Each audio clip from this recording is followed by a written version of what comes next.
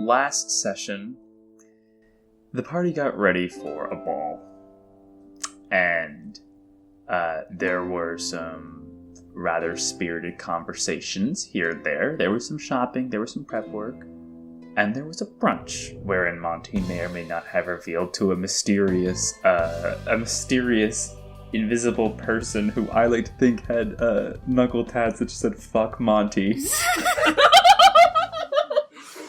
They had to sort of curve off for the Y on the thumb. Just like they ran out of room and they just put the little tiny one on.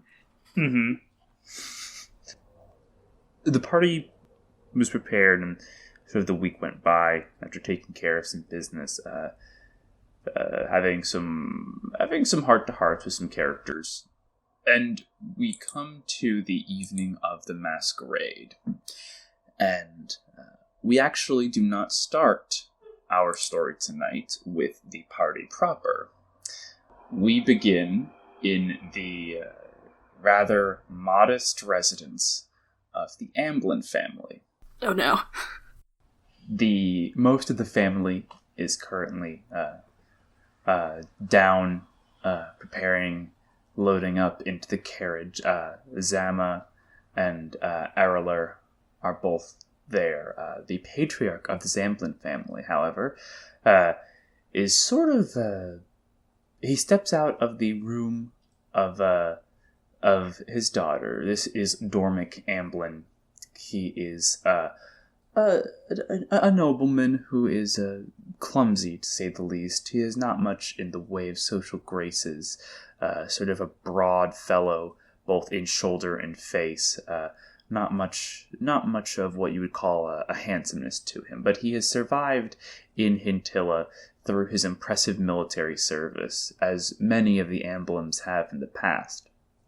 He is well-meaning, but ultimately ill-suited for the game of masks and martyrs, and one can tell that simply by looking on his face. Tonight, he is dressed in his military uniform, which, for many families, would be considered a rather large faux pas for the masquerade, for the first masquerade of the season. But, well, it is an Amblin, after all. As he steps out of his daughter's room, though, he turns towards you, Ethel, and he sort of has this a little confused, a little concerned look on his face. And he says, Ethel, could you go and talk to Zarya? She's, she just wants to talk to you for a moment. I'll be down with the carriage. Just come when you're ready. Oh, yes, of course. Of course. He nods and goes to walk down the stairs. And, Ethel, you open the door, and you see that there is Zarya Amblin. And again, she has... the rest of the party has seen Zarya now, but none of them have spent as much time with her as you have. And she is... in every way, sort of a cultish girl. She is, despite being 17 and preparing for her debut, she seems to not quite have come into her own yet. She is almost 6 feet tall. She has this very broad smile that she got from her father, which runs counter to the gentler graces of the nobility. Her hair is hacked short, far shorter than sort of the long shimmering locks of the ladies of the court. In every way, she is someone who is not built for this city. And as you enter in, you see that she has donned her outfit, which you requisitioned for her from Pimberley Yollop, the very Sikh orc, and she's sort of just pacing back and forth, just chewing on her nails, just going one by one by one by one, and then repeating a habit that you've seen before whenever she gets really nervous. She doesn't even seem to notice you come in. She's sort of so lost in her thoughts. Sorry, my dear. Hi. Sorry, Auntie. I didn't, I didn't I didn't see you. Can I ask you a question? Of course. Before I do, you have to promise me something. What's that, my dear? You have to promise to tell me the truth. You have to promise not to lie, okay? Of course. I would always tell you the truth. There's a moment where she sort of looks both comforted and scared of that. And she sort of looks kind of off for a minute. She's trying to think of the right way to say it. And then she almost starts to look frustrated before she turns back and she says, Auntie, am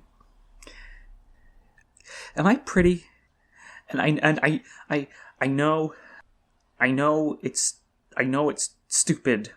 I know I shouldn't care. I know that. I know it. I know what you are going to say because you say it every time, but just Oh, my dear. And I'm go over and take her hands, very gently. You are not pretty in the way of the shallow and superficial rules of the Masquerade. But you are beautiful in spirit and in face. And all that you need is to be confident in yourself and who you are. And if you can find that confidence when you walk into that ball tonight, everyone will be looking at you, and they will be so impressed.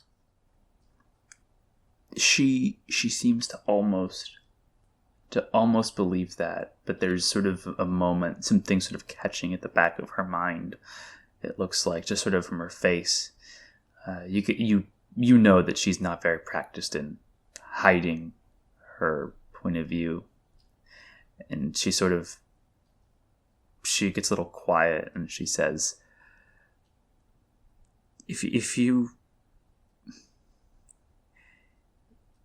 weren't my auntie, if you were someone else, if you were just someone who I didn't know, would you still think that? Yes. You are striking, my girl.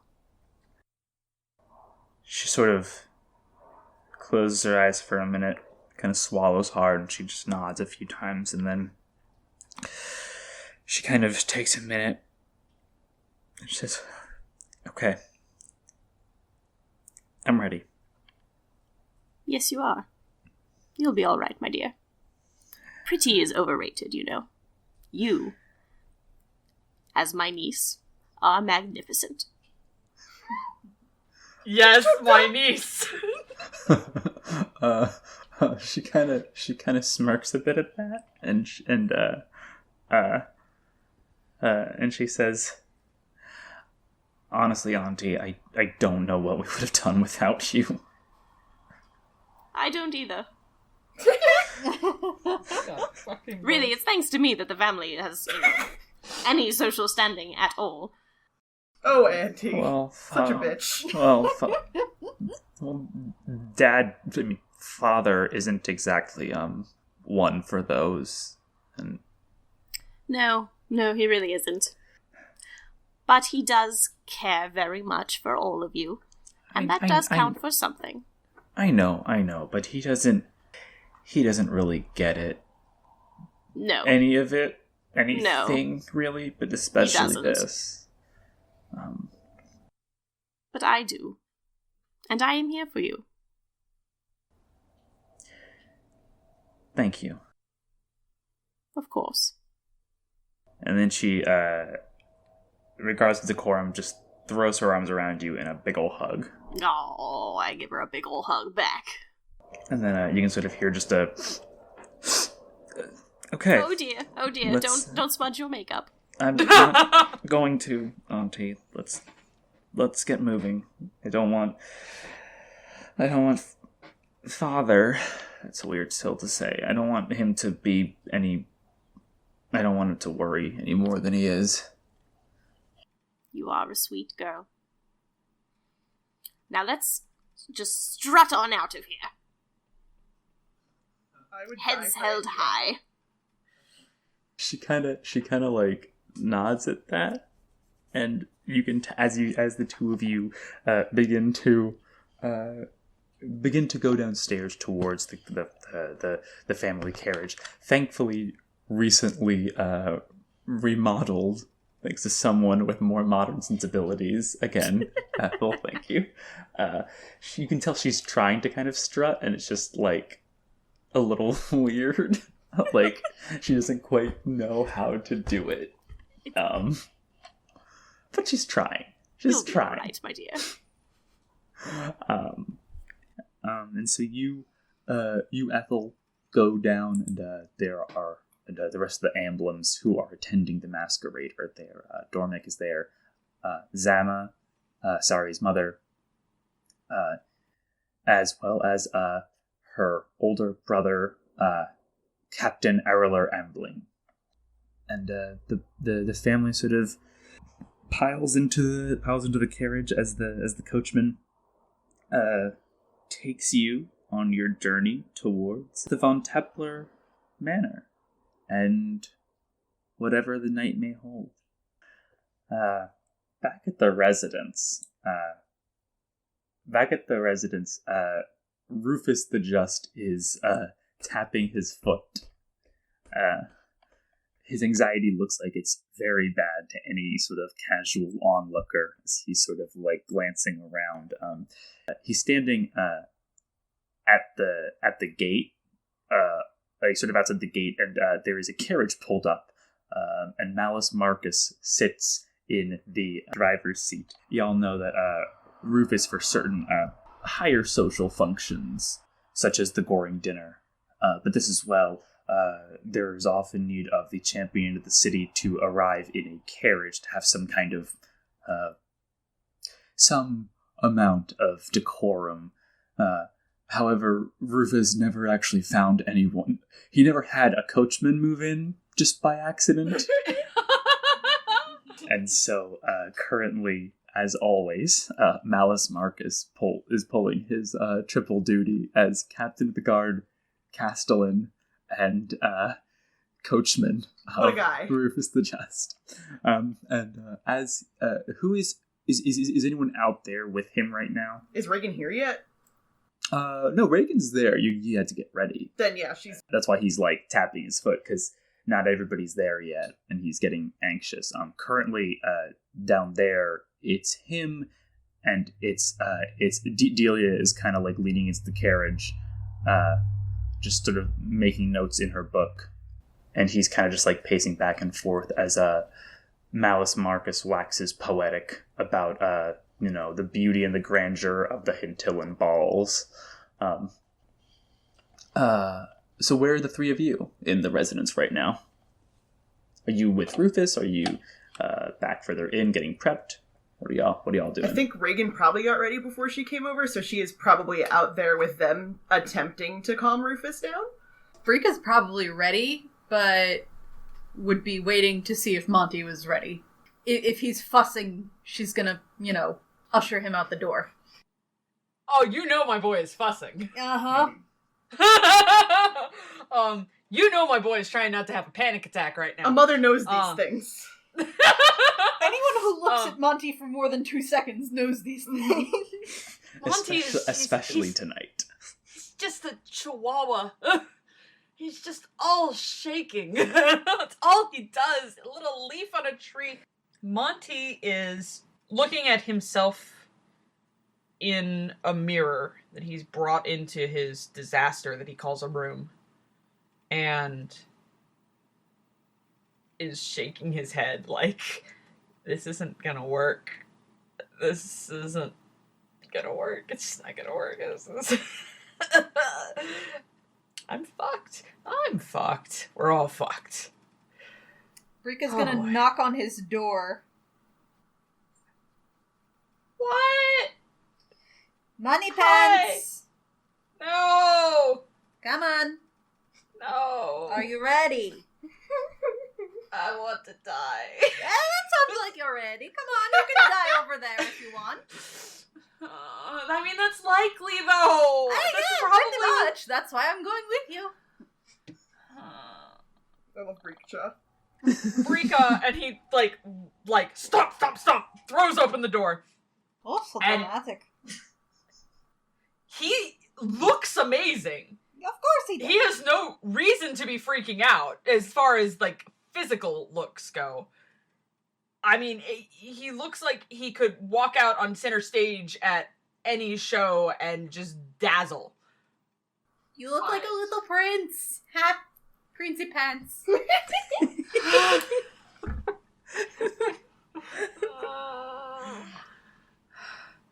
Okay. I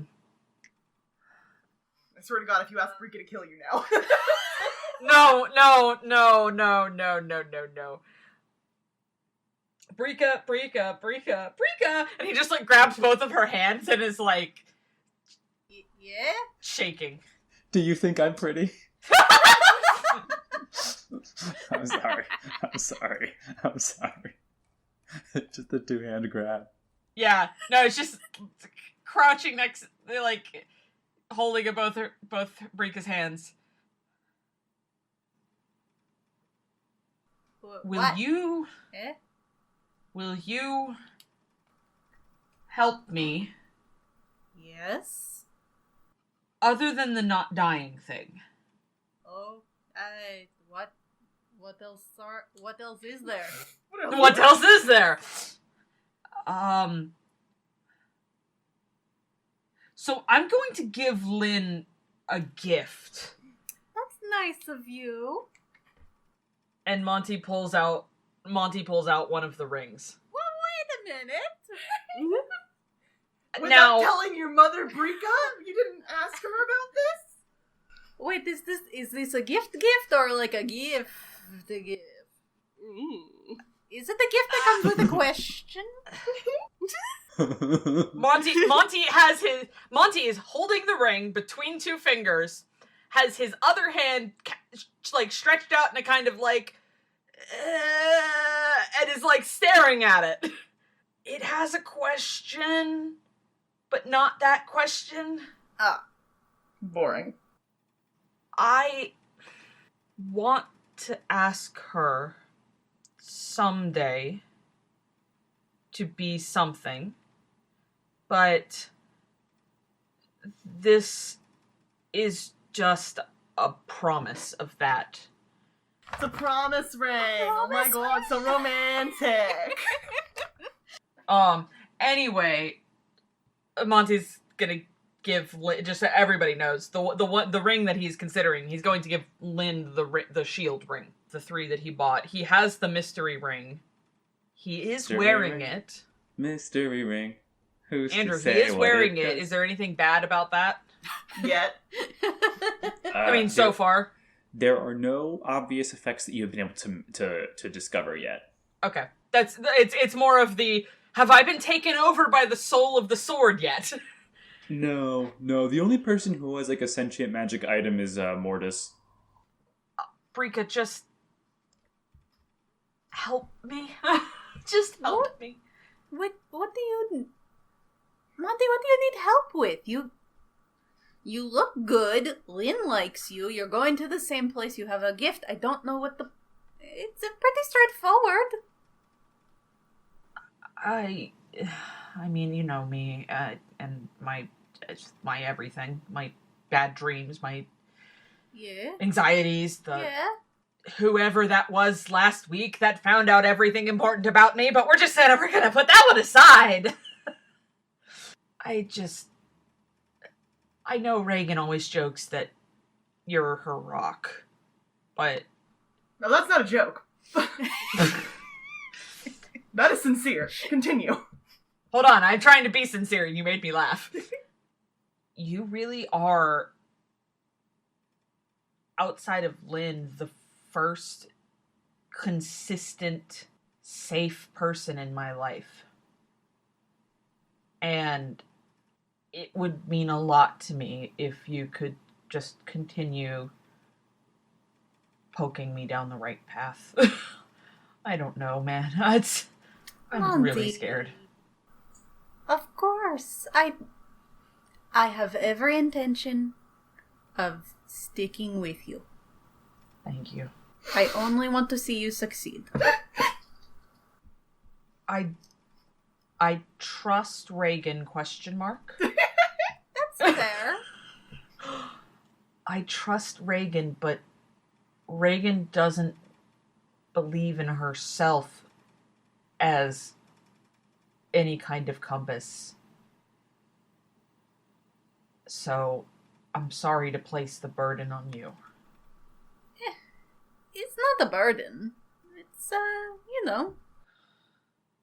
Monty just has this big sigh of relief when you say it's not a burden. Yeah, people care about each other. They do things like this for each other. We take care of each other. Yeah, Monty is like kind of misty-eyed and just very carefully, tenderly gives her a hug. Aww. Okay. Rika hugs him back. Aw. Yeah, Monty, maybe you haven't noticed? You probably have noticed. Monty's not great with being touched. Okay. It's a very gentle hug. Yes, that's great. That's just what he needs. I have taken all of my strength and positive energy from you. Okay, let's go. Wait a minute, I need some of that strength. hold on. And he puts his hand on her head and I transfer it back to you. No, you take it. I have more than enough. That's true. You are. Her power is no illusion. She could fucking demolish us. Okay, let's go then. Let's go. They're waiting. They probably gonna hate me. Okay. What? No, I mean, not. They're gonna be mad. I mean, they're gonna be mad. That's what I meant by that. No, honey. They're gonna be mad that I made them wait. Shut up! Get out! Go! Get in the carriage. We're going. I would die for Brika. I know. So would everybody in this room. While this is happening, Rufus is kind of just, again, sort of pacing back and forth, his mouse, Mrs. Potic, and Reagan, you see a familiar figure, one you sort of see from time to time around the residence, is sort of kind of lingering inside like the grounds of the residence, not too far, and it's Mortis, and he's kind of just like standing and just staring up at the sky, like not moving, just nothing. Out of character, do I have a minute to go say hi to him and then also have Regan try to calm Rufus down? Yeah. Okay, cool. She's gonna kind of just go over there and be, you see something, dude? I'm not entirely sure yet. She looks at the same place he's looking. Do I see anything? So as you look up, you sort of realize, he's looking south into the bay, and there are huge storm clouds that are rising off the coast. And he says, I do believe it's going to rain soon. That seems appropriate. Do you think it's, like weird octopus magic shit, Mortis? You're the expert on this, from what I gather. I can't entirely say, but I don't think it's from the sky, the rain, that is. So probably then. Is it an option for us to hang back? Gosh, I mean, I can't, but... No. I will keep, things coherent here as best I can. Well, you can... I don't do well in the rain. Well, Nimian's here somewhere. If shit hits the fan, you can rely on him. Yes. I mean, you can yes. rely on a lot of people here. You know more of them than I do. I don't know why I'm telling you this, Mortis. But, Well, most of them find me a bit disconcerting. well, they find me a bit disconcerting in a different way, too. So I guess we have that in common. Yes. Anyway, hold the fort. I will, hold the fort down on our end, I guess. Well, no, it's probably not going to be me. Let's be real. Kahlo is the only thing holding us together, at this point. And Miss Cha. Oh, and Rika, yeah. But she's got her hands full at the moment. So, Fair. Yes, with young Master Pensmith. Do me one favor. yeah. Be careful with the champion tonight. He, In what way? I don't know exactly why, but sometimes, well, I don't sleep that much. When I do, I rarely dream, but when he dreams, I've heard it. Him, that is. A bit fitful. A bit... I think he dreams like I do. Good to know. Perhaps not the same things, but I think we both remember things that are best left forgotten. I won't let him out of my sight. Good. Good. I'll ensure that things are. Pardon, I have a few too many voices right now. Now you're good. Thanks for the heads up. Yes. Yeah. Good talk, Mortis. You as well, Lady Kaya. You know, sometime when the world isn't ending, we should have play cards or something. I don't know. I feel like That's a bad idea. I feel like you get a bad rap. I prefer chess, personally, but I'm certain I could learn cards I can well fuck enough. with chess. Very well. Let us fuck with chess. He's sort of quiet for a minute. He says, sort of softly, I think it would be nice to have a friend. Yeah. Well, I guess I could use more of those. So, Reagan volunteers as tribute. Reagan awkwardly finger guns him because she doesn't know what else to do. He doesn't really respond that much to it. He's still kind of just staring up at the sky as if he's trying to puzzle something out, but he can't quite put his finger on it. And as you walk away, sort of here out of the corner of your ear, he says, you just hear him kind of muttering to himself, "Why water? It's always fire, so why water now?" Good to know. And then you walk back. As you're walking back, you do see that up on sort of the wall around the estate, you do see Kahlo is kind of sort of perched, staring over at Rufus. She waves. He turns and just gives you a whip as well, and then turns back towards Rufus. You see that he has 2 items with him. He has his nunchaku and his sham. Yes. Beautiful. Okay. Well, he's perched somewhere, so she's just gonna wave and keep walking because kind of far away, and she's gonna approach Rufus and put a hand on his shoulder because that's what Reagan does to get people's attention, apparently. That makes sense. He just goes, Hey, it's me. Hey. Yeah. Breathe. Yeah. You're right. You're Yep. right. It's just... That just take one moment at a time. Just breathe. It's just, last time we did this, everything was terrible. I'm not gonna lie to you. It's probably gonna be terrible, but we'll get through it. You always do. I'm gonna do everything I can to make sure it's not the worst it could possibly be. Thank you. I'm gonna try too. Yep. I don't know how me trying has not exactly gone great in the past, but we're gonna try, and we're gonna see what happens. Listen, you and we're gonna roll in there. We're gonna be incredibly socially awkward. We're gonna fuck a bunch of shit up, probably. And probably some bullshit will erupt, and we'll deal with it as it comes, and it'll be okay. And we'll do it together, and it'll be... One way or another, we'll probably still be here tomorrow. At that, you hear kind of just this... And you look over and you see Malice Marcus is kind of dabbing his eyes with a handkerchief as he... No, pay me no mind. It's just so beautiful to see such displays of care and kindness and a hint of something more, perhaps. Okay.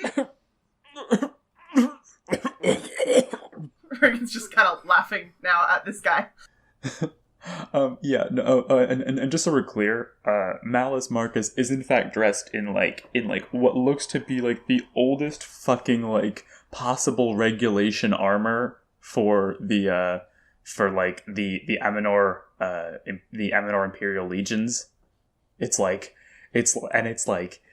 maintained, but it is so old. It is just like, dude, what the fuck? Why do you have this?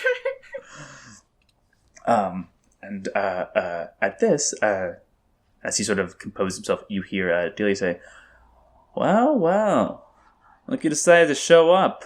And Monty and Brika approach the carriage. Cool. One more thing. Rufus, you look good. And then she goes over to say hi to Monty and Brika. Ooh. As he kind of sputters for a minute, he sputters for a minute, and then he like shouts out, "You do too!" A lot of their relationship is just awkward yelling. At this point, you fight good. You fight good. I love them. Monty, you're all dressed up. Look at you. And she ruffles his hair, probably ruining hours of work. My God. No, it's fine. That's why his hair looks like that. It was actually slicked back, and then Reagan No, it was ruined not slicked back. There's a reason he cannot slick his hair back. Okay. Ruffles his hair. You look good. You look beautiful. Brika, you too. Thank you. Thank you. Of course. You know, I didn't comment on it before because I was having a freak out, but you do actually look very nice, Brika. Thank you very much, Monty. Mm-hmm. Reagan, you look very nice. Oh, thanks. Very, bright. Different. The terrifying bard lady picked it out. Yeah, it looks like it, but it suits you. I like it. Yeah, I'll take. Yeah, it works. Dang. Reagan doesn't know how to talk about herself in this way. Yeah, can we just end all of this awkwardness and just get in the carriage because I'm gonna die? Yeah, let's get in the carriage. I've allotted all of my social points into later in the day. I have none for this interaction right now. Well, then I guess we're going. Oh, by the way, as I've said many times, I will be on my best behavior. But, however, can you guys keep an eye on my sister in case something comes up and I can't? Yeah, absolutely. Yeah. Of course. No problem. No question. Yeah. All right, Monty. That was a little eager, okay, Monty? You know Sorry, is there something going on here that I should be aware of? Anyway, yeah. Monty does have several rings. Yeah?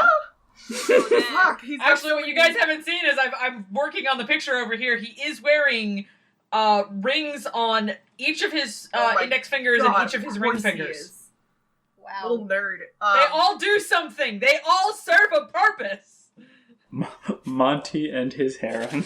Shut up, Andrew. Anyway, I guess let's get in the carriage and go be really awkward at a party. Hey, let's go. Hands in the middle. Let's be awkward on 3.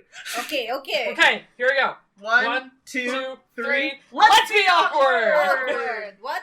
As you all do that, as you're it's like 1, 2, on 3, a feathered hand just shoots in the middle. Yes! And then as you throw it up, Kahlo just says, "I don't know what we're doing." And Reagan puts a hand on Kahlo's shoulder because that's what Reagan does now. And says, "Kahlo, you're gonna do fine. You're gonna do great at what we just decided to do. I believe in you deeply. And Kahlo, I trust you to just... You're going to be great. You're going to be the belle of the ball. Of course I will. I don't know why you would need a bell at a ball. Me neither, There but are Kala, other but you're instruments. gonna bring it. It's gonna be you. Well, I am bringing myself, I am bringing my sham, and my nunchaku, and I believe that is enough. Yeah, I'm pretty sure it Yes. is. And also keep an eye on... She kind of lowers her voice a bit. Keep one eye on Rufus for me, will you? Oh, don't worry, I will. Yeah, I figure you would, just anyway, because you're voyeuristic and I'm going to be with them, and yeah, you're weird like that, but you know what, Kahlo? I respect What is this you. word? What is this word? Which one? Voyeuristic? Yes, what does that mean? I don't think it Do translates you like to well. watch? Yeah, don't worry about Yeah, it. it's like, Monty's like, I'm not gonna say a damn thing. You know what, Kahlo? It means vigilant. Yes, I am that, after all. If I do not watch, Rufus may be killed. And Yeah, that would so be bad. I would, and Kahlo, I would, it would do me so right if you make sure that doesn't happen. Yes, do not worry. If anyone tries anything, I will... Well, you know what I would do. Yep, and you just let me know if you need me to do anything in that case, too. Play our shaman then. Rika. Make sure she doesn't eat clams. Is he allergic to shellfish? Or... No, they just do not sit well with him. Okay, I'll make sure he doesn't eat any clams. I can manage that, I think. Good. And then he kind of just turns, and then he turns and he Someone then just arranging babysitting or something. Yeah. he then just kind of goes and like hops up on top of the carriage and just kind of like sits That's there fair. cross-legged. Honestly, I'm honored that Kahlo has accepted their relationship. So, Honestly, if I'm being completely frank, I don't know if Kahlo even realizes that there's a Probably not, no. relationship. Kahlo doesn't realize. he's been there for the whole thing, and he doesn't. Anyway. For a monk with that much insight, he just doesn't. He still doesn't. Anyway, Reagan's gonna go back over to Rufus and is going to take his arm, because they've been practicing. So it's not as awkward as it could have been. It's still awkward, but not as awkward It's as still as awkward, it could but have been. And he says, "Okay, you ready? Ready as I'll ever be. All right. Let's go. Let's go fuck it up! Ooh, yeah. Well, let's not do that. I'm just kidding. Yeah, I know. And yeah, everybody gets into the carriage, leaving the estate and Mortis Gimghoul standing in the yard, staring at the sky with a look of just consternation on his brow. As the carriage pulls away, he continues to whisper into himself, "Why rain? Why rain?" We're all gonna die. Probably, yeah. The carriage ride is uneventful. Every now there's sort of this like jockeying game as you get closer to the manor where other noble carriages sort of like are pulling in front of another one based on like the pecking order. Which only becomes a problem when like two nobles who are of roughly equal footing begin to like try and jockey for position. Most everybody makes way for the carriage of the champion. Granted, it is a very distinct carriage in and of it is not very well made. It seems to have been There's also a bird on top of it. well, yes, that's the A big giant one. man-sized bird. There are three distinct features of Rufus the Just Carriage. There is his archaically old, like a literal fossil from another era, coachman.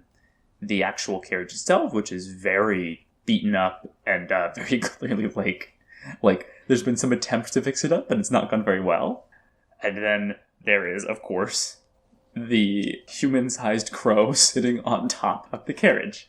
And if they think the outside is awkward, wait till they get inside. This onion's got layers. So many layers. But the party manages to move pretty quickly before arriving at the Von Teppler residence. And most of you have not been back here since the whole, Can't imagine why not. Yeah, Monty was back here most recently and managed to avoid the most notorious ass kicking by Mira Hops. But as the carriage sort of, approaches, there is there's a moment of tension, since this is, for some of you, the first time you've come back, but it's also, for some of you, the first time that you've crossed this threshold back into the von Teppler residence. And upon approaching, wordlessly, Reagan, Rufus sort of reaches over and just takes your hand and gives it a squeeze. Reagan squeezes it back. And then you cross the threshold, and you are within the grounds of the Archduke Erwin von Teppler. There is a sort of a large water feature, which seems to be new, that they installed, sort of this grandiose fountain. As you sort of enter in, there's a large loop where carriages let out their occupants before going to one of the two coach houses, sort of flanking the entrance. There's sort of like a pecking order even here, and you can tell that some of the less important nobles have been like stuck in the back of the line for a while, which is kind of that's sort of the risk you take in this. If you are a noble of lower standing, you want to show up there later so more people will see you make your entrance. But at the same time, if you are a low enough standing and you show up too late, you will be stuck there in line for far too long. Rufus, either by malice understanding the position of Rufus, or just being a very old man who often seems a bit senile, the carriage just kind of just sort of trots past most of these, and every now and then you can sort of catch a glimpse of the very richly dressed lords and ladies within. Some of them are kind of like pointing and whispering to each other. Some of them are just looking over, like just with this look of not vitriol but just disdain, of just this is what our city's becoming, sort of a look. Before finally Malice draws the carriage up directly in front of the grand stairway into the manor itself, and he says, and he sort of hops off, and as he lands, you can just hear like his bones kind of cracking as they do. Oh, so me. I think you've all been around him long enough to know that he is a walking pile of arthritis and bones. And he kind of looks up, and he opens the door, and he says, "Yes, well, here we are, and I must insist, if there is any problem, you send word right away, and I will be there in a snap. I may not look it, but I'm quite the fighter, even at my age." Pardon, just a bit of lung, I think. Oh, Malice. You got it. You got it, Malice. believe it or not, he's a level 5 fighter somehow. Yeah, I mean, I believe it. Reagan puts her mask on and waits for Rufus to get out. Also has not let go of his arm. But but she figures he should probably be the one getting out first. It's like his whole thing and all, like he's the champion and shit. So. Rufus kind of nods. He's like bracing himself. He's getting ready. He goes, okay, let's. And then Delia just kind of rolls her eyes and steps out. Oh, God. And he's just like, Reagan just like, I like her. Yeah, she's fine. And then he steps out. And he sort of, as you have practiced a number of times, he sort of reaches out his hand to take yours, to lead you out. As you step down, Kahlo also jumps off, and he takes Rufus's other hand, which is kind of at his side. Rufus has two hands, you know? And Rufus just sort of looks at him. He says, Kahlo, you don't hold my hand. You don't hold my hand, Kahlo. And he goes, oh, I'm sorry. I just assumed because you had two of them, and there were two of us. And Rufus sort of shakes his head, and Kahlo just nods, and says, oh, I see. And then he sort of walks over to Delia and begins chattering to her. Fair enough. I thought he was going to take her hand. I mean, he could. But he won't. Lesbian Birdman solidarity. Yeah. Kahlo is not a man. He's just a bird. He's a bird. Well, He's a bird. man-sized bird. That is true. But yeah, so Reagan, you step out, and the people who are there, there's a very, like, the people are kind of filtering in, sort of taking their time as to stagger their entrances so that when they enter, it is just them entering. The people who notice you are just kind of like a bit of a quiet among these people. and they're just like, this is the first time that Rufus has showed up with someone who's very clearly a date to a function like this, and it's surprising for most of them, especially considering the fact that, I think you've gotten the impression in the past that there were like a number of people who were attempting to kind of parse him out, and there were a number of nobles who may or may not have been trying to court him, sort of gain some advantage. And the fact that, you show up and, Reagan is not what you would picture when you think of, like, a dainty, like, noble No, flower. she's built like a battering ram and covered head to toe in scars that are very exposed in this outfit, so, yeah, no. Yeah, everyone's just kind of like, what's happening? Reagan does the model walk of, chin up, or, like, gaze forward, shoulders back, and think murder, but she does tense. Rufus could probably feel that because she has not let go of his arm. So, yeah, she does tense, but she mostly just looks, proud of herself. At that point, I think Monty and Brika also get out because, there's no one else left to get out of the carriage. Brika's gonna hop down from the carriage. It's not, like, super graceful, but, carriages are kind of big and she's kind of small. Mm-hmm. But whatevs.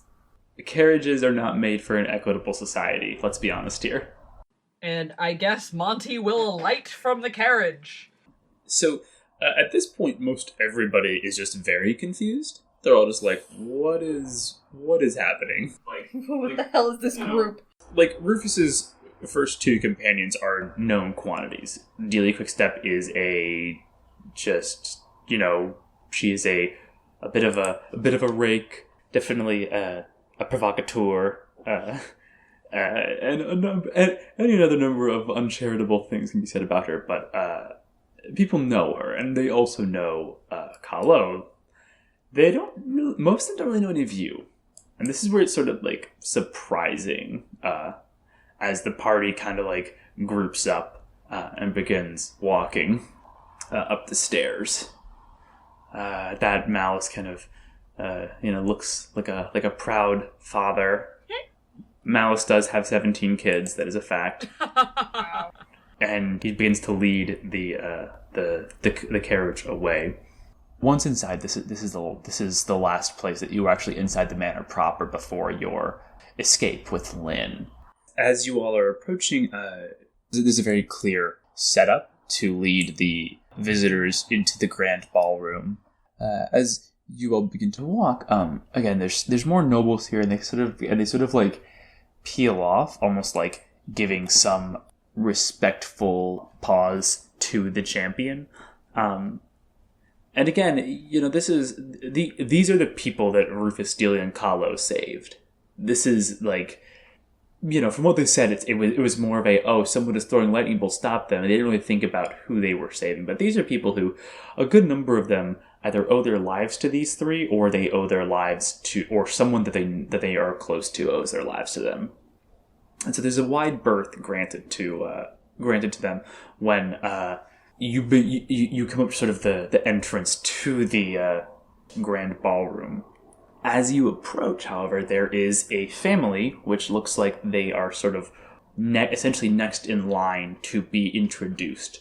There are 5 of them, what looks to be a husband and wife, two young-ish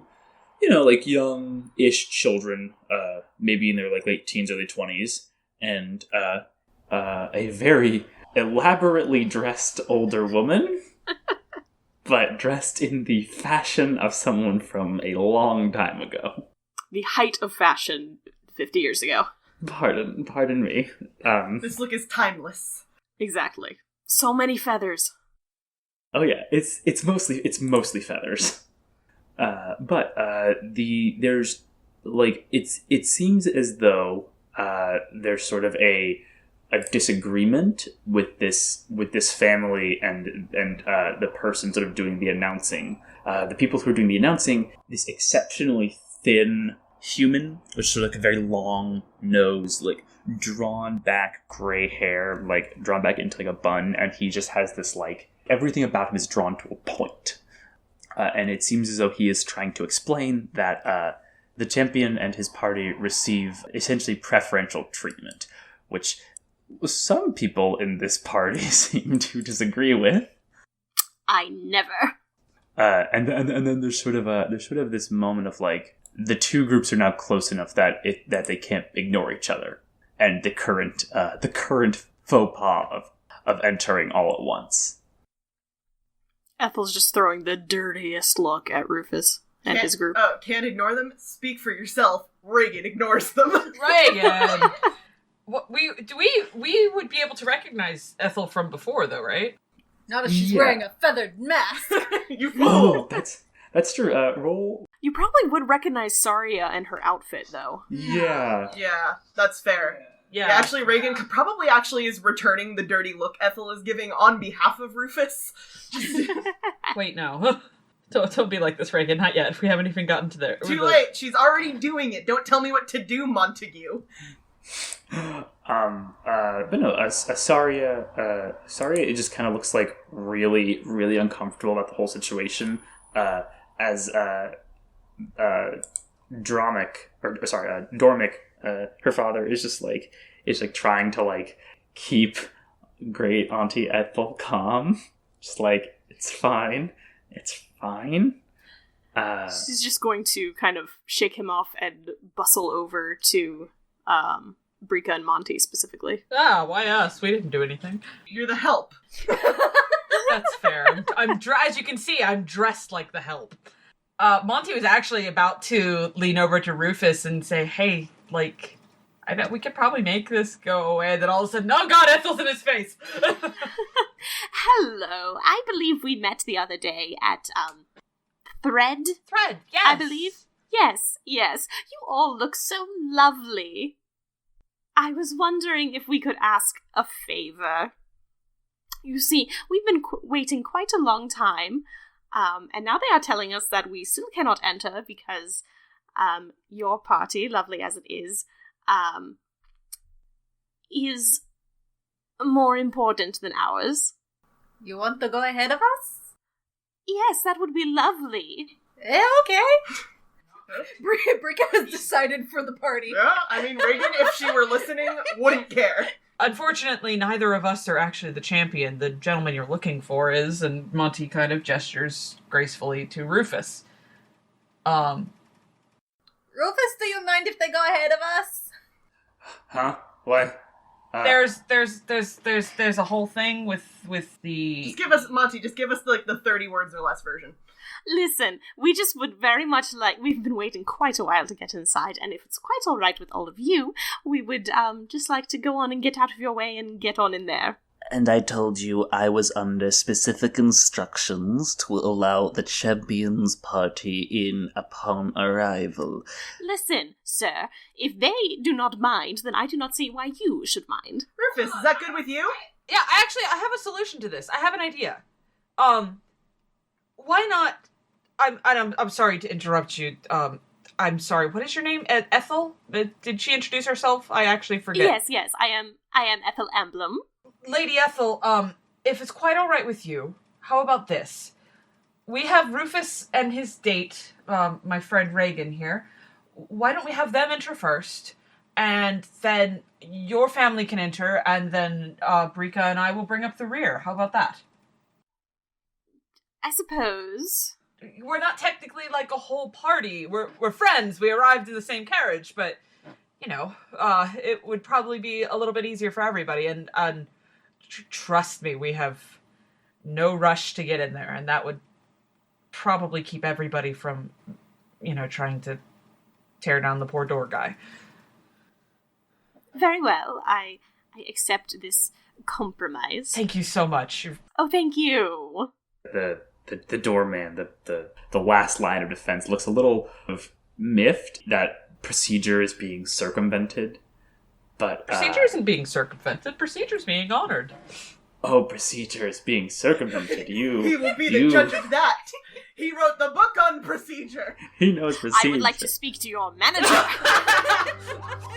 He turns a callous look towards you and says, "I am the manager." Well, you should be demoted.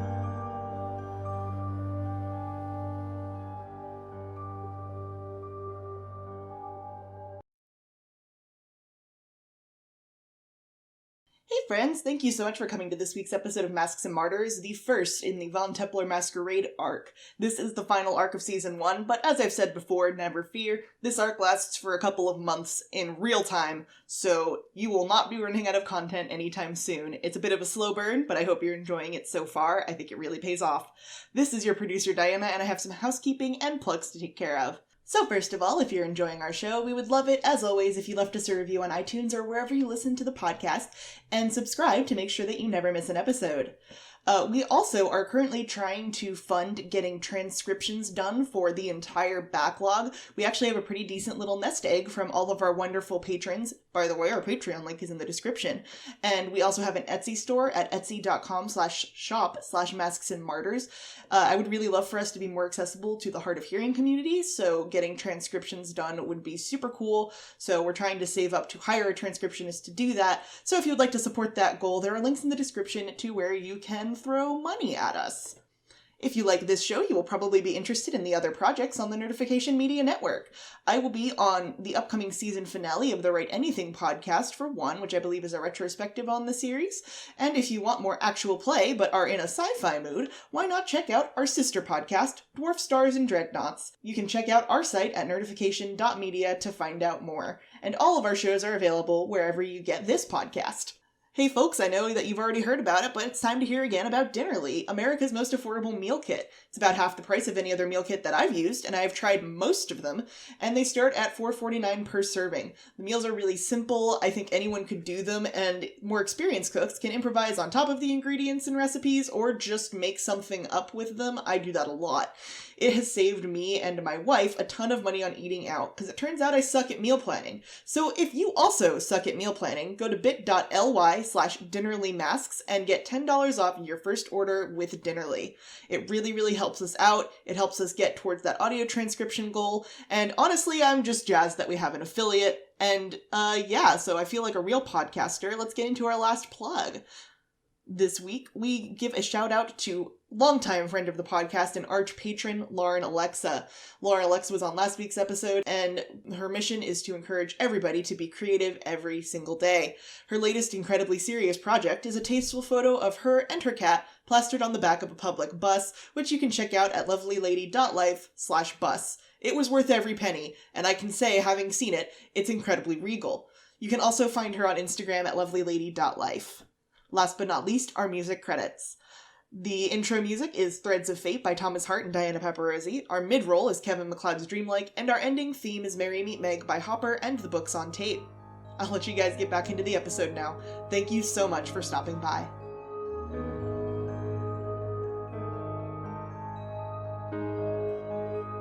Alright, get on into that ball. Go on, Reagan, you're first. Well, no, Rufus is first. You're down his arm. No, we are first together. That's how I've That's seen how other marriage people works. do it.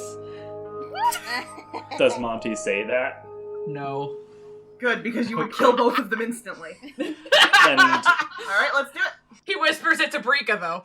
I just want to say, if Monty starts throwing around accusations of marriage, Brika has, as always, Brika has the killing card, which is, oh really, mister, I'm going to give her a ring to promise something. Yeah. Okay, so I guess Reagan and Rufus go in. Okay, so, Reagan and Rufus, As you do, sort of the very like drawn to a point man sort of nods to one of his fellows, a tiefling.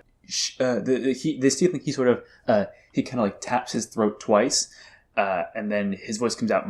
And presenting the champion of the city, Rufus the Just, and his escort for the evening.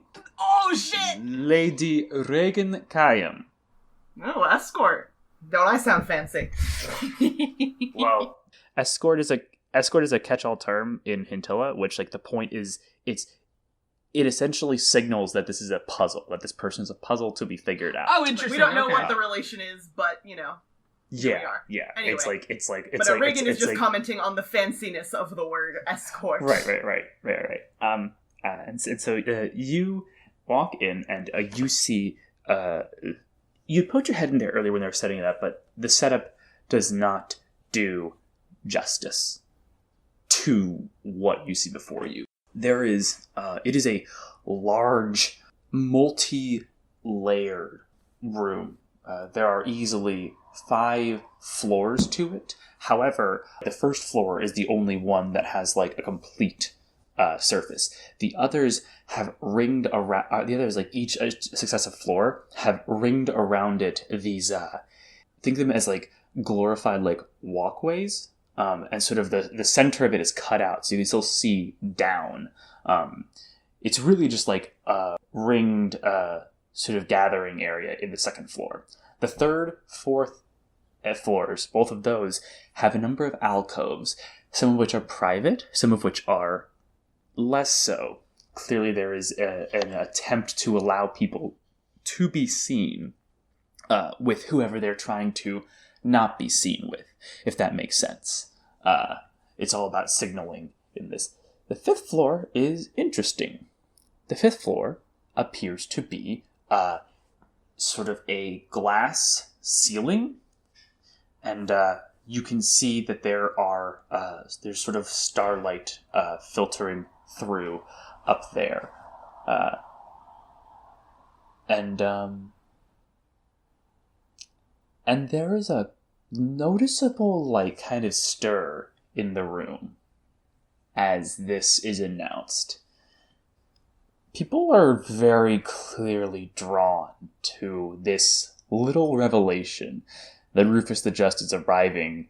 First of all, yes, but also because, he's arriving with somebody.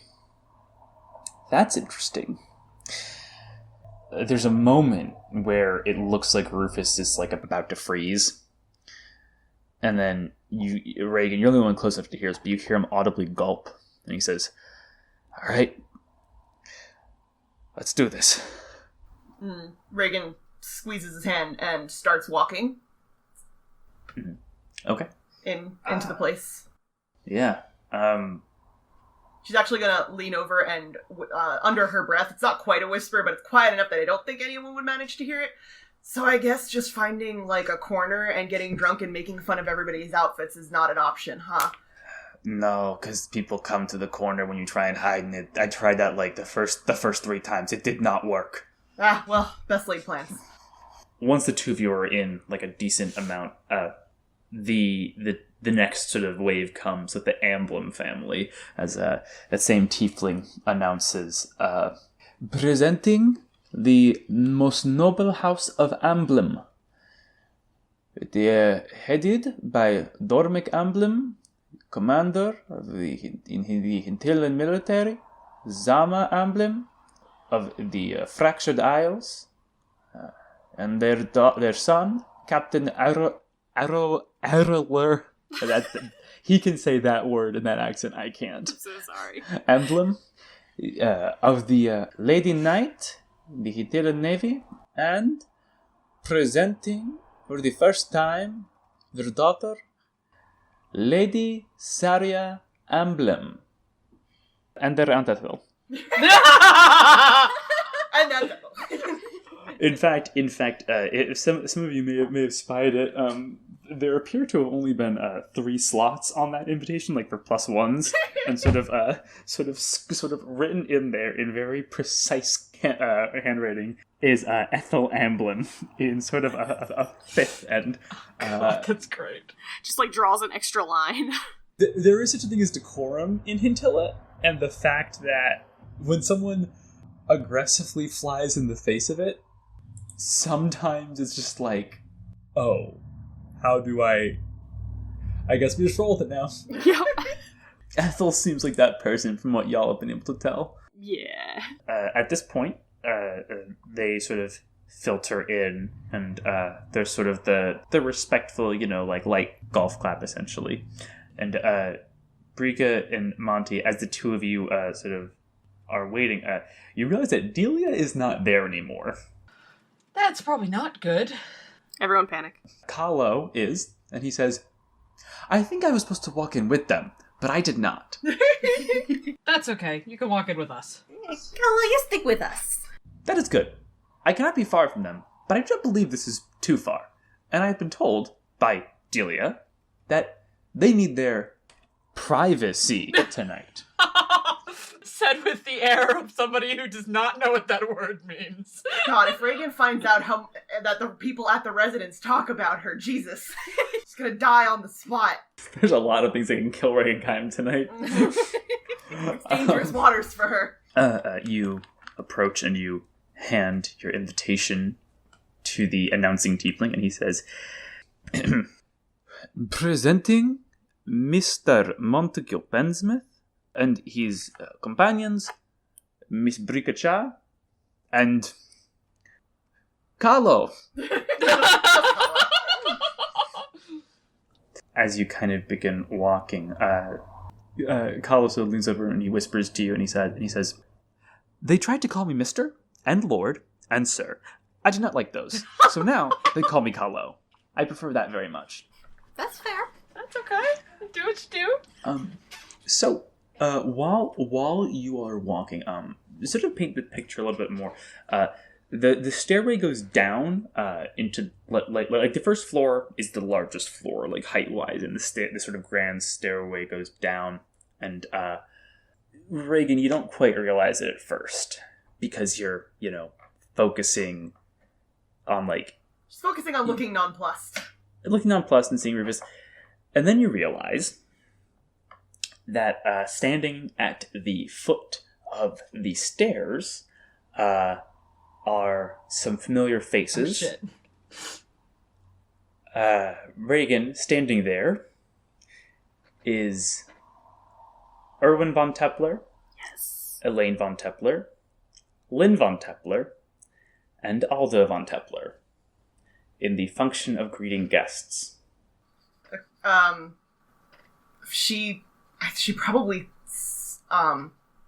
stutters in her movement for a second when she sees Erwin's face.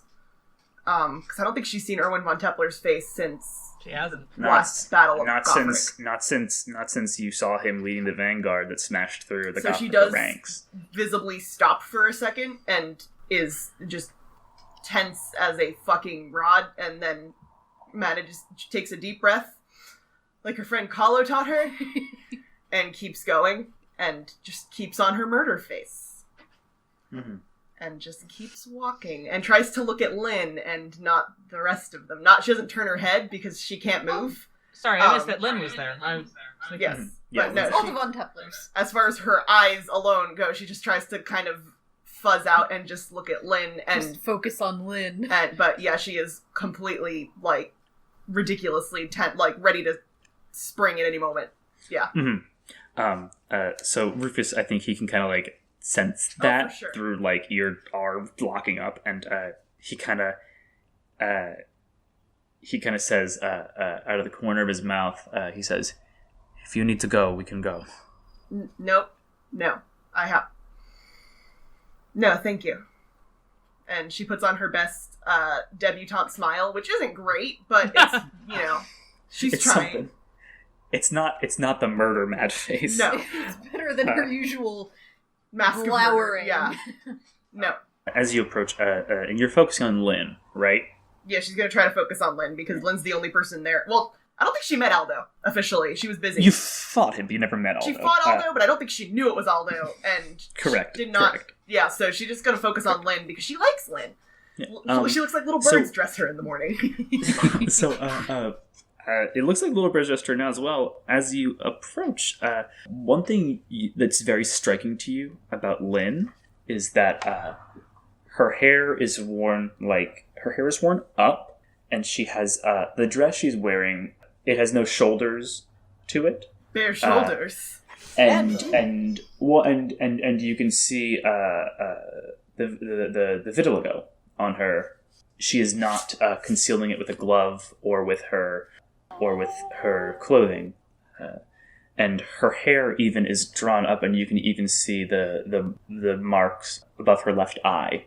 And it's strange. You haven't seen Lynn in a bit now, in a hot minute, but she seems more poised, more composed. I'm proud of her.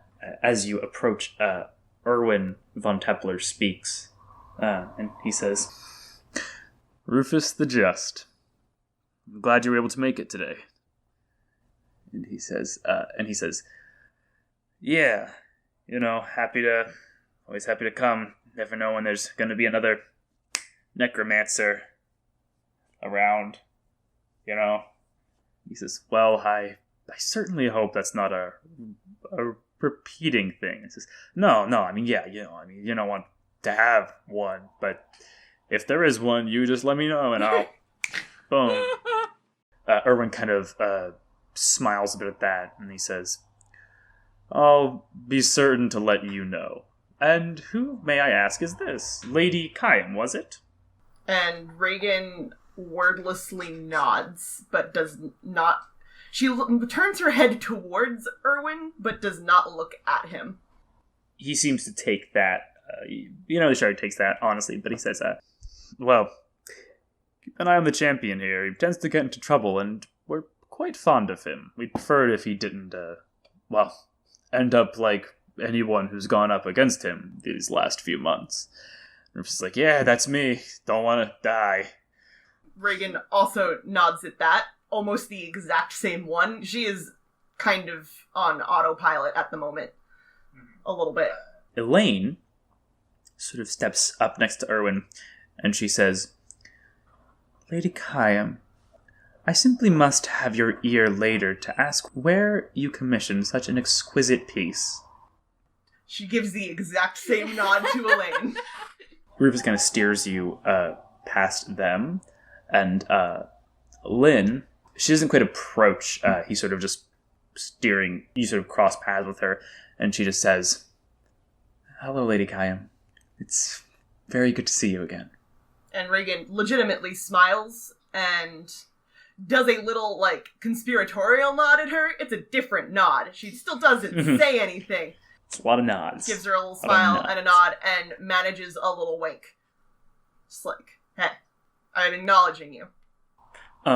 Reagan's jaw is completely locked. I don't think anyone can see that, but yeah. I think that's fair. As you are walking away past them, you hear kind of Aldo say quietly under his breath, "What the fuck was that about?"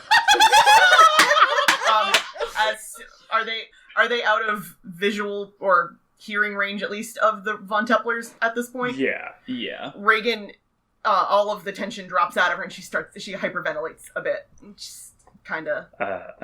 Rufus immediately begins steering you over towards a table, which is sort of arranged around the perimeter of the room to leave room for the dance floor. And he's like, "It's okay.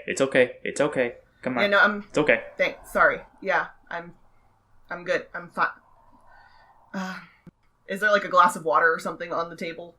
Yeah, there's pitchers of water. There's servants coming around with it. Toss back a glass of water and be like, "I'm good. I'm fine. You don't have to be fine, It's okay." And she kind of purses her lips and nods, and I know, but I am, because you're here, so sorry I couldn't help with that one. Honestly, I could, as long as I don't take a shit in their food, they think I'm pretty great. Well, at least I have one thing in common with the Von Tepplers, then. So, anyway.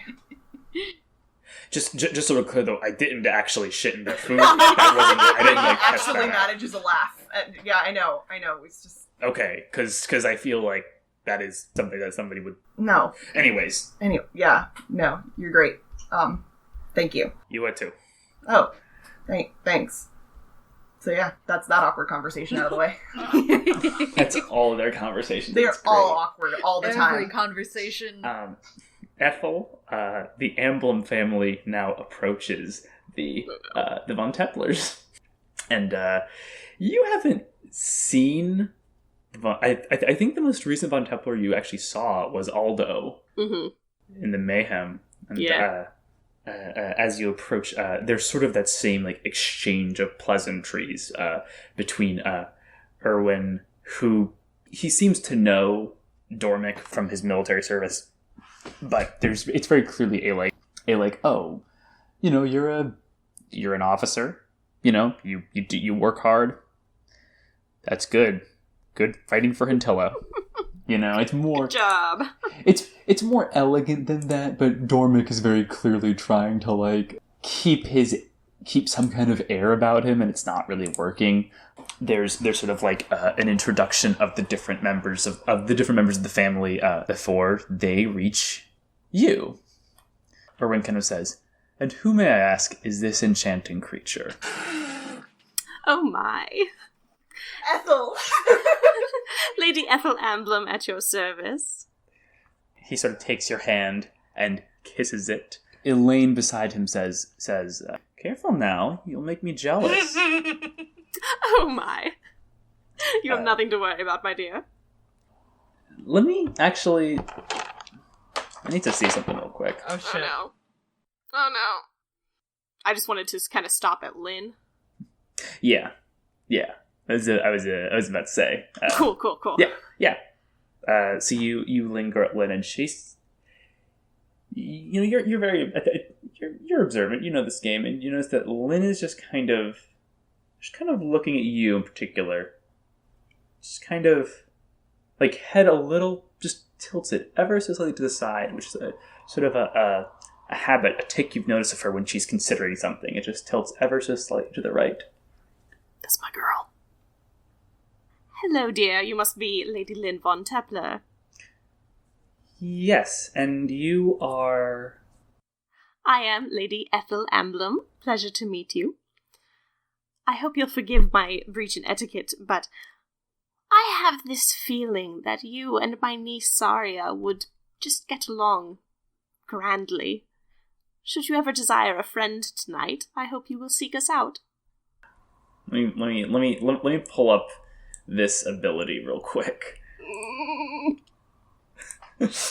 I love how Wisteria is so confident. And Sarah's like, "Oh no, I'm freaking out." Okay, so, oh god, no. I mean, oh no, this is, I do need you, Wisteria, to give me a deception check. Did I get that +5 bonus? Of course you have the +5 bonus. Yeah. Otherwise, what are we even doing here? Alright. Oh, dang. Y'all, I rolled a natural 19. Nice. Whoa. +16. What the fuck? How? So that's a 35. How? Oh man, yeah, no, you're safe. No, she sort of looking and she just goes, "Of course, I'd be more than happy to. Pardon me, I have to get back to receiving the other guests." Oh yes, of course. I'm so sorry to keep you. Lovely to make your acquaintance. Yours as well. She turns back to her family. Aldo just kind of looks at that whole situation. He just goes, "Huh?" Oh, Aldo. You get the impression that Aldo's not He's dumb as a box of rocks. I want to kiss him under the moonlight. We don't necessarily have to act it out, but I feel like Ethel's probably going to have a similar conversation with Aldo. with implications of, like, you should come flirt with my niece. Yeah. And he's just like, yeah, no, I could come say hello with Lynn later. That's a thing I can do. That would be so lovely. Yeah, okay. Have a good evening. Yeah, all right. Kind of just looks a little confused about the whole situation. Aldo's a simple boy. He's a simple boy. His big scheme to, like, get some, like, respect in the city was sneak into the masked mayhem and somehow win it. Listen, Aldo is wonderful, and we're all very proud of him. And he won even though he didn't. So at this point, as the Amblin family drifts past, Montague, Brika, and Kahlo approach. Kahlo is kind of, like, staying back a little bit on this. He seems to have picked up enough social graces to know that the person whose name is on the invitation should be the one speaking. Oh, it's fair, isn't it? Okay. So You've met these people before. Come I know. on. Well, talking to my girlfriend's parents. Anyway, Dumb girlfriends, dumb parents, just whatever. no, it's not like that. It's like I haven't seen them since. Anyway, Monty does his very best, deep, noble bow, absolutely befitting of a gentleman, and Brika waves.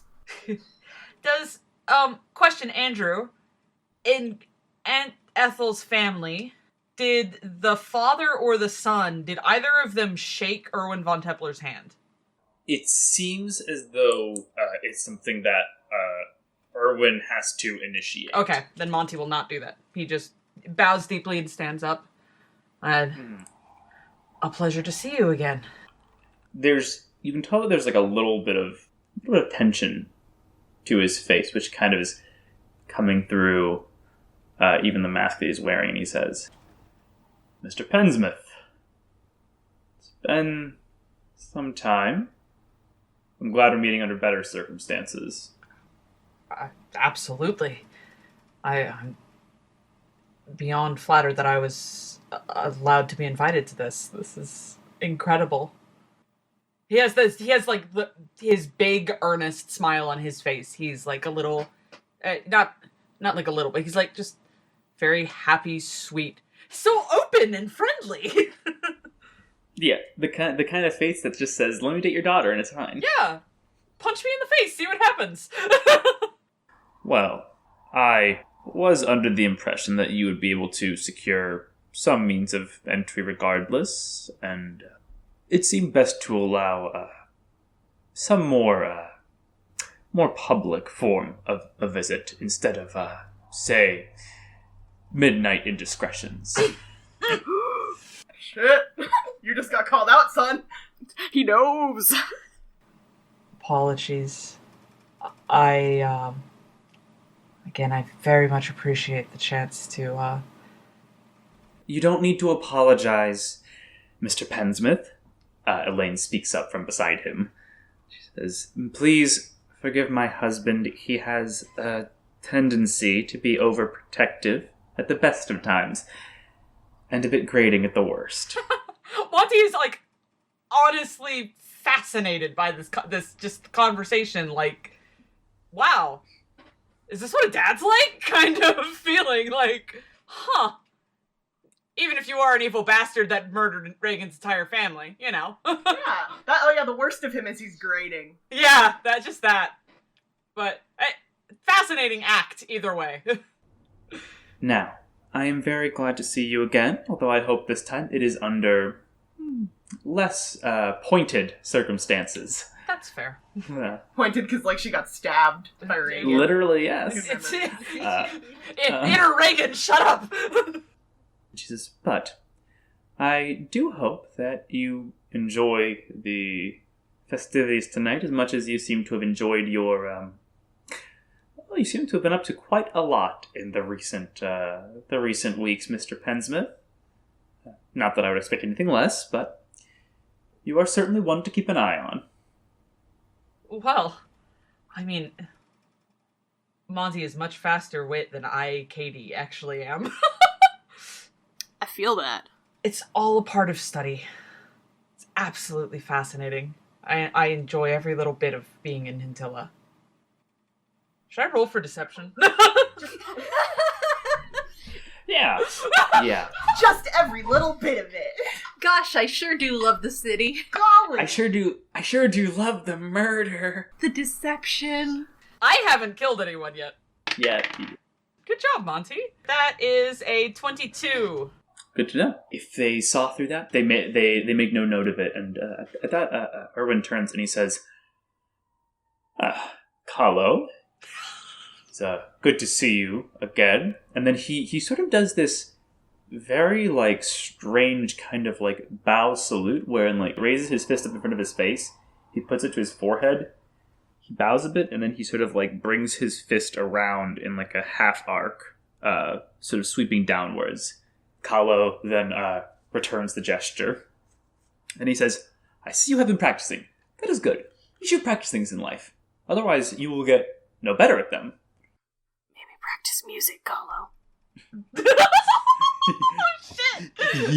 He does. That's this is in practice. Erwin kind of nods and he says, Yes, well, you were quite an adept teacher when you insisted that I learn that. Wow. Well, of course, a leader should know how to properly say hello to someone. I have tried to teach Rufus. He does not learn. But that is all right. That is why I am here, to make sure he does not make any sort of social mistake. That's Carlo. He's gonna, like, Erwin sort of just takes it in for a minute. He says, And who might you be? To whom do I have the pleasure of introducing myself to? He says to Brika. Hello, good evening. Brika Cha, pleasure to meet you. Mr. Von Teppler, is it? Lord Archduke. Emperor, God of Hintilla. In certain circles, perhaps there is an insistence on titles, but here tonight I would like to think of those who attend as friends dedicated to the betterment of the city. I like that kind of attitude. I also like to make friends. She's batting her eyelashes. It's beautiful. In real life. Yes, this is me in real life. Well, hopefully we can look forward to a long and productive friendship. Sounds good. Lady Elaine? Lynn? I think you're Aldo. I haven't really met. I have heard about you. Your sister talked about you. So just a little note. Lynn and Aldo are like further back. It's kind of like a 1 and 2 set because that's you have not gotten to Lynn yet. Good, That because is. I was about to say I haven't said hello to Lynn. So you're still with mom and dad. Alright. Yeah. Anyway, Brika, take the Elaine- shot. What am I doing? Pull the trigger on the Von Teppler's Brika. Kill him now, Brika. Kill him now. It's the only way. Elaine kind of smiles and she says, "Well, it's a pleasure to meet you as well, Miss Cha. Thank you. I feel as though we met before. Somewhere. I Possibly when was you were picking was up your not daughter in my from best- assassination attempts, I think. I was Something not like in my that. best state. I believe I turned a rather crass gentleman into a pile of dust. I admit it may have been a bit of an overreaction, You know, in hindsight. but I don't appreciate those who would threaten my family. I'm sure you can relate to that. Of course. You know, those mother bear instincts. Of course. Well, I hope that you all enjoy the masquerade. As you begin walking by, she kind of murmurs to you, Montague. She says, "She's been waiting for you." Aww. Oh. Mom ships it. As you step past the parents, you see, standing there is Lynn Von Teppler and her brother Aldo. And that guy. And Aldo. And upon seeing you, there's just this moment of Lynn has been very composed up to now. Even like the small smiles she gave to Reagan and to Ethel, they were genuine, they're sincere, but they were contained. This is the poise that she has clearly been working on since you last saw her. You see it kind of buckle upon seeing you, Monty. There is just this smile which is just threatening to break past into just the widest, goofiest grin you have ever seen. Monty is mirroring that. Monty is absolutely a mirror. Babies. And as you reach her, she says, "Mr. Pensmith, I am so glad that you were able to attend." I'm so glad that you were able to invite me. I must admit that I was surprised. Well, things have been a little chaotic, but there were, after the incident, there was some worry for my safety, but things have been resolved, and hopefully we will be seeing more of each other in the future. Really? Well, gosh darn it, that just makes my day. No. Well, stop mid-price and hand me to my mama, Lynn. Hot dang! It's me, old Coot Jackson! Southern as fuck. Sorry, I said that and I heard it in my nose as I was saying it. Sorry. You couldn't have told me any better news. Hi, I'm Aldo. And you see Aldo sort of like steps up. He kind of like puts his hand out in front of your face, and he's just kind of giving you a look, Monty. Just like and Monty just takes it, like hard handshake, like, yes, hello, I am a manly man too. Kiss him on the hand. He kind of like takes it, and he just sort of. I don't think I've like, met you yet. Are you? You must be Aldo. No, we met at the Mayhem. Oh, I did we talk talked after. I was thinking that Monty got knocked out before. Yeah, you guys chatted in between rounds. That's Yeah, right. Yeah. See, Monty's like- good at this. I'm not good. He kind of comes to you and he goes, yeah, it's about right. Excuse me? Oh, nothing, just, I like to get a feel. What, of my hand size? I know they're rather diminutive, and he, like, holds his hand up, like, want to compare? Nah, just to, you as a person. I think I got a measure. He releases the handshake, and then turns back and sits behind Lynn, who is, at this point, she's just looking, like, both shocked, and she's, like, she gives him, like, this look of just, why? Why are you like this? And Monty kind of nudges at her. He's like, big brothers, right? And she sort of like looks back at you, and you can tell like there's a bit of kind of like red coloring like coming into her cheeks. She's kind of getting a bit flushed about that, the whole interaction. Monty's got a big shit-eating grin on his face. Like, I'm next to Lynn. Nothing bad can happen right now. She's well, I believe I have to get back to greeting the rest of the guests, but perhaps later you can find me. I count the seconds, and he bows deeply and kisses her hand. So romantic. She is just red now, just completely, just chin to ears red. Monty is actually pretty pink himself. They're so cute. Kahlo is going to lean into you, Brika, and he's going to say, "This is one of those not interrupting things, yes?" Yeah, I would not. Go interrupt Reagan and Rufus. Run along. I will go find. I will go find some food instead. That's a good plan, Carlo. And he turns and kind of just jauntily scurries off. Kahlo, it's sort of weird, his walk. It's kind of like a hop, skip thing. Oh, it's very odd. I love that little thing that crows do. Oh my god. Mm-hmm. But there's sort of this moment of you kiss her hand and then you Stand back up, Monty. Two of you are just kind of beaming at each other. And then you hear, maybe you should go get some refreshments, Mr. Pensmith. Yes. From Aldo. Yeah, no. Monty knows the moment has lasted just a second too long.